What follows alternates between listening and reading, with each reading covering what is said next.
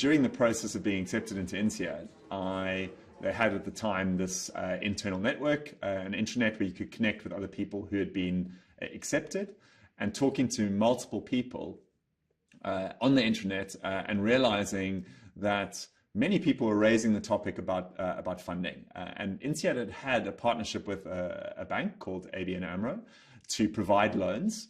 It was a terrible partnership in that the bank didn't know what they were doing. INSEAD was twisting their arm to make loans to people, but it wasn't something that was natural to them.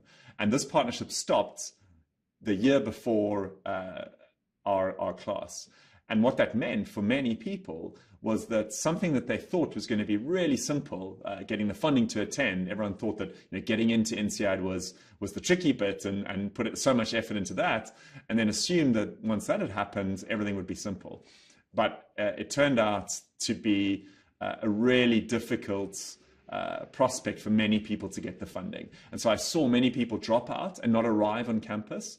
And it was a topic of general conversation among many of my classmates in saying, I mean, lots of people who didn't arrive, how hard it was to get the funding, what the constraints meant, some situations where people were asking for family members for guarantees, which was very awkward where they could.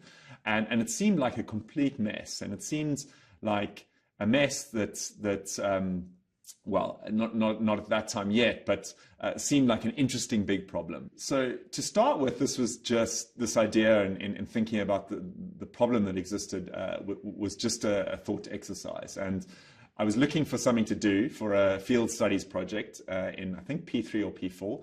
And one of the INSEAD administration staff, I'd been talking to her. She was South African, and we'd been just discussing this problem, and I still had no idea that it could be a solution or a company yet, just that there was a problem. And what I said to her was, well, why don't I work with someone on a field study project, just to understand the problem, not even thinking about starting a company or anything, just to understand, is it really a problem for INSEAD? Is it a problem for others? How big a problem is it? Can we do something to help INSEAD, as part of this project? And so I worked with my co-founder, Miha Zerko, and we looked into the problem at that point just to see, what is the extent of this. And it turns out, because we spoke to a number of other universities as well as INSEAD, that firstly it was a very systemic problem across multiple universities.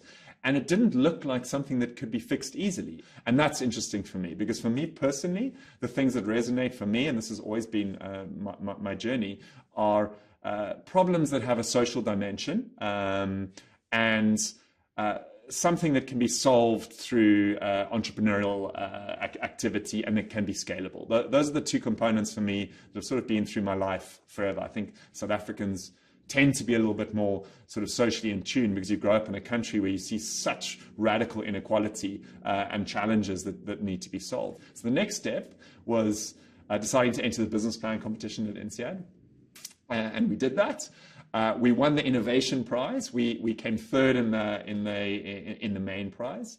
And I remember very clearly the panel of judges saying to us, "It sounds great. We get the problem, but you'd be crazy to do this, because trying to solve what is a heavily regulated industry and coming at it with a viewpoint, which is a very INSEAD viewpoint of, well, we should do this across the whole world. Let's solve this for the world. It doesn't matter where anyone is. If they're in Azerbaijan or Ghana or Brazil, we're going to solve it."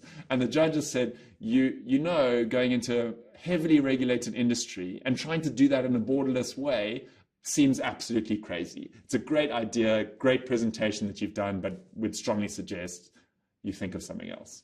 Obviously, we decided to go ahead and launch. And from that, my co-founder Miha and we added a third co-founder, Ryan, in the class as well, who brought interesting credit risk to the table as a background.